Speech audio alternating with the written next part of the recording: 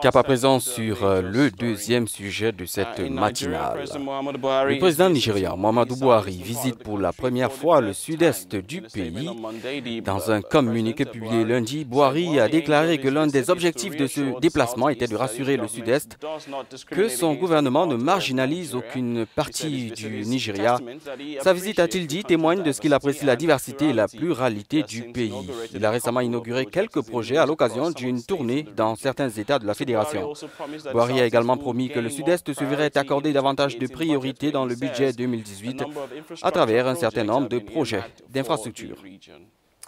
Muhammadu Buhari a par ailleurs déclaré qu'Anambra et d'autres États du sud-est du pays bénéficieraient de la construction de nombreuses infrastructures également prévues dans le budget de l'an prochain. Il faut par ailleurs savoir que les dirigeants du caucus du parti progressiste, l'APC, dans la région du sud-est ont demandé la semaine dernière au président de confier le poste de secrétaire du gouvernement de la fédération à la communauté Igbo.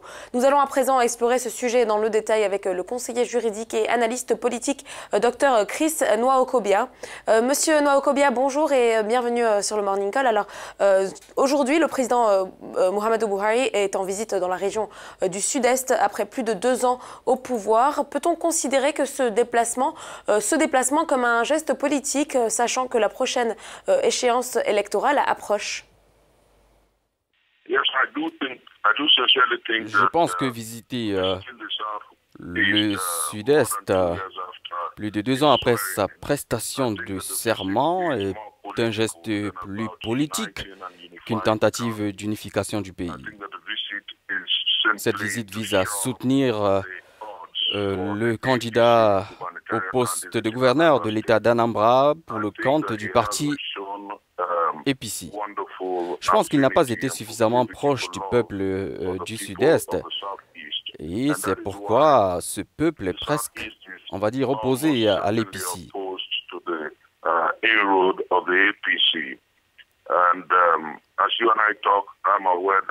Cette présence du président à Anambra est simplement, purement et simplement politique.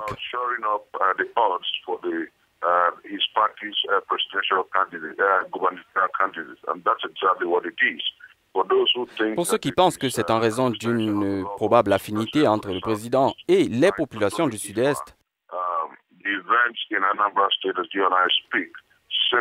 je crois qu'ils font une très mauvaise lecture. Alors la population dans le sud-est du pays se plaint depuis plusieurs années, depuis longtemps, de sa marginalisation. La visite de Muhammadu Buhari dans la région pourrait-elle aider à résoudre ce problème, à votre avis?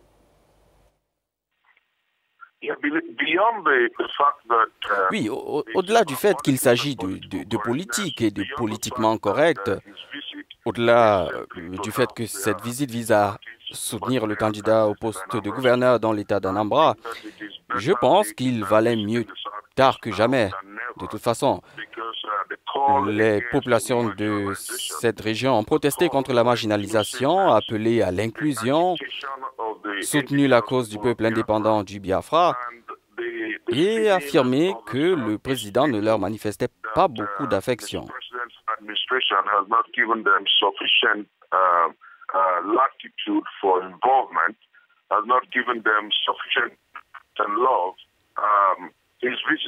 Cette visite tend évidemment à renforcer cela, mais je pense sincèrement que cet aspect sera des moindres. Il faut dire que cette visite se déroule quelques jours avant les élections dans cet État et cela envoie évidemment des signaux au fait qu'il a peut-être décidé de visiter maintenant parce qu'il souhaite que son parti remporte l'élection. Une dernière question, Monsieur Nwaokobia. Pensez-vous que ce déplacement puisse, d'une manière ou d'une autre, aider à consolider la campagne One Nigeria, un seul Nigeria, et à saper finalement les velléités indépendantistes dans la région du Biafra?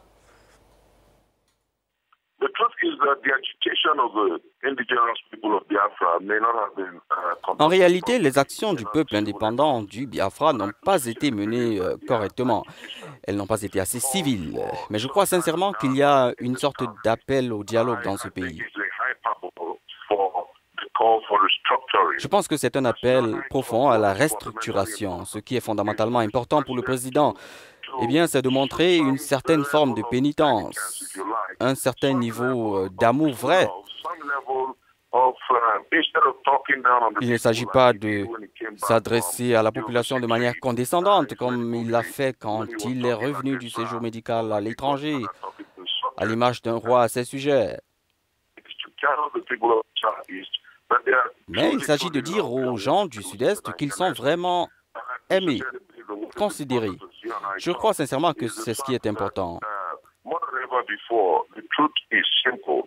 La vérité est simple. Les Nigérians veulent être ensemble, mais avec un sentiment d'équité et de justice.